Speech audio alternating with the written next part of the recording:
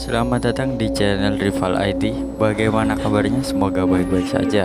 Di sini kita akan membahas film yang berjudul Sensor 2021. Film ini menceritakan tentang seorang wanita pekerja lembaga sensor film yang setiap harinya menyeleksi film-film yang mengerikan.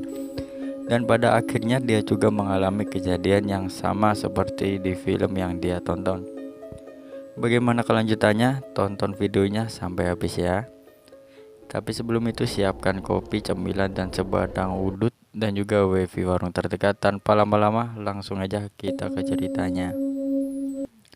Film bersetting pada era tahun 1980-an. Terdapat seorang wanita yang bernama Enid. Dia bekerja di sebuah lembaga sensor film di Inggris.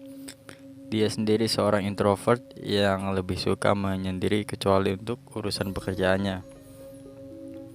Pada saat itu pemeriksaan sebuah film yang masuk ke Inggris sangat ketat. Kalau filmnya mengandung kekerasan yang sangat vulgar, misalnya memalak pedagang gorengan ataupun menyolong wifi tetangga, maka akan ditolak untuk ditayangkan. Ada juga rekan-rekan kerjanya yaitu Sanderson, Anna, dan juga Perkins. Pada suatu malam, Enid bersama timnya sedang membahas sebuah film yang berjudul Cannibal Carnage. Karena di dalamnya terdapat adegan-adegan yang sangat sadis untuk ditayangkan.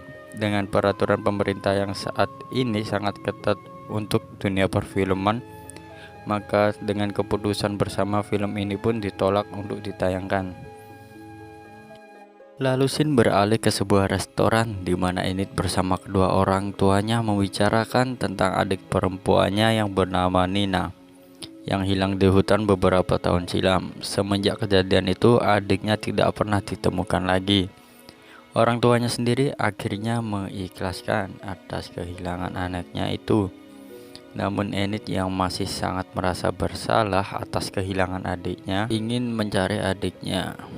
Sesampainya di rumah, ia melihat beberapa foto kenangan bersama adiknya. Scene berganti di tempat kerja Enid seperti biasa menyunting adegan sebuah film yang ditemani Anna. Setelah itu Anna bertanya tentang film yang barusan ia tonton. Apakah film itu mengganggu pikiranmu, Enid? Karena film yang baru ia tonton tadi banyak adegan pembunuhan dan juga pemerkosaan. Enid menjawab kalau dia hanya fokus untuk membuat film itu agar layak ditayangkan. Kemudian Enid dipanggil oleh bosnya yang bernama Fraser. Di sini Enid dan Sanderson melakukan kesalahan penyuntingan yang dimana mereka telah meloloskan sebuah film yang di dalamnya terdapat adegan seseorang memakan wajah orang lain. Dan dari film itu seseorang ditahan karena membunuh istrinya dengan cara yang sama dalam adegan film tersebut. Dalam hal ini, para jurnalis menganggap bahwa kejadian pembunuhan sadis itu terjadi karena terinspirasi film yang telah ditonton. Sehingga mereka berdua pun menjadi disalahkan karena telah meloloskan adegan-adegan sadis dalam filmnya. Namun Enid tidak memperdulikannya. Kemudian Enid bertemu dengan Doug Smart, seorang produser film. Filmnya berjudul Don't Go in the Cross, yang nantinya akan diperiksa oleh Enid. Di saat Enid memeriksa film tersebut, Enid terkejut dengan adegan pembuka yang dimana dua gadis bermain di dekat kabin di sekitar hutan, dan mereka pun masuk ke dalamnya dan salah satu dari dua gadis tersebut tewas. Film tersebut membuat Enid teringat ketika adik perempuannya yang hilang di hutan. Apalagi setelah dia melihat pemerannya yang bernama Alice Lee bermain dalam film itu mirip dengan adiknya yang hilang. Setelah menonton film itu, Enid beranggapan bahwa film itu seperti kenyataan masa lalu adik Enid yang hilang dan ingin mencari tahu tentang film tersebut.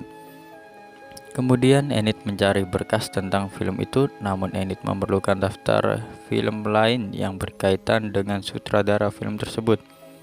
Enid pun mencari ke toko kaset, namun film yang ditarinya termasuk yang dilarang oleh negaranya.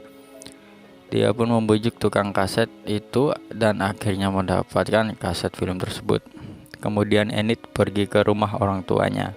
Setelah sampai, dia memberitahukan pada mereka bahwa kaset yang ia bawa sekarang di dalamnya terdapat seorang pemeran yang mirip seperti adiknya dan memiliki firasat bahwa adiknya masih hidup. Namun orang tuanya tetap menyangkal bahwa aktris itu hanya kebetulan mirip dan menganggap Enid hanya berhalusinasi karena kebanyakan begadang dan minum kopi sambil ngudut ya. Enid yang tidak pernah menyerah akhirnya pun menyelinap masuk ke dalam ruangan arsip untuk menemukan alamat produser film tersebut. Setelah itu ia mendatangi rumah produser film itu untuk mencari tempat pembuatan film Don't Go in the Crunch dan mencari sutradara film tersebut, karena Enid beranggapan kalau sutradara film itu telah menculik adiknya. Saat Enid sudah masuk dalam rumah si produser tersebut, dia pun dikasih anggur merah cap orang tua dan Enid pun meminumnya. Namun perlakuan produser yang makin lama makin keterlaluan, Enid pun takut dan terjadi hal yang diinginkan, membuat Enid terpaksa mendorong si produser itu sampai terjatuh. Namun sialnya saat terjatuh, kepala produser ini malah menancap sebuah benda yang menembus kepalanya. Mamam. Karena tidak sah di rumah, produser film itu tidak mendapatkan informasi apapun. Kemudian dia mendatangi tempat pembuatan film itu yang berada di dalam hutan. Dan Enid pun bertemu dengan tukang rias bernama Debbie. Si tukang rias ini beranggapan bahwa Enid adalah aktris yang akan bermain dalam film tersebut. Debbie pun mulai merias Enid. Setelah dirias, Enid berjalan memasuki hutan dan bertemu dengan sang sutradara yang bernama Frederick. Di sini sang sutradara menuntunnya agar dapat menjiwai dalam perannya sebagai orang jahat. Setelah itu, Enid mengambil sebuah kapak dan memasuki kabin tersebut. Di dalam kabin tersebut, si pemeran pria berkata bahwa adegan mengkapak itu tidak ada di dalam naskah. Setelah itu, Enid pun langsung mengkapak si pemeran pria di bagian perut sampai membuat krunya muntah. Pikiran Enid pun sudah dirasuki dengan pikiran psikopatnya.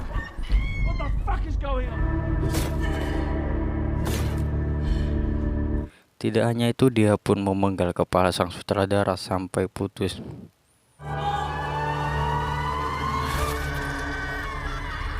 Kemudian Enid mengejar Alice yang keluar kabin, di mana Enid menganggap bahwa Alice ini adalah adiknya sendiri dan mengajaknya pulang. Enid terus berimajinasi seakan-akan dia telah menemukan adiknya dan akan membawanya pulang ke rumah orang tuanya. Di sini kita disajikan dengan imajinasi Enid yang sebenarnya membawa orang lain, yaitu Alice yang dipaksa Enid untuk pulang ke rumah orang tuanya. Sesampainya di tempat orang tuanya, kita diperlihatkan dia bahagia karena telah membawa adiknya pulang. Namun yang sebenarnya terjadi adalah Alice meminta bantuan pada orang tuanya Enid, dan film pun berakhir. Dalam film ini dapat disimpulkan bahwa pekerjaan sebagai tukang sensor film ini susah-susah gampang ya, karena mental kita harus kuat kayak si tukang gorengan yang kalau sore sering dipalakin preman. Hikmah yang dapat kita ambil dari film ini adalah kita harus mengikhlaskan seseorang yang sudah meninggal, karena itu semua sudah takdir dari Tuhan. So, terima kasih sudah menonton sampai habis. Jika Anda suka, silahkan di like dan subscribe. Sampai jumpa.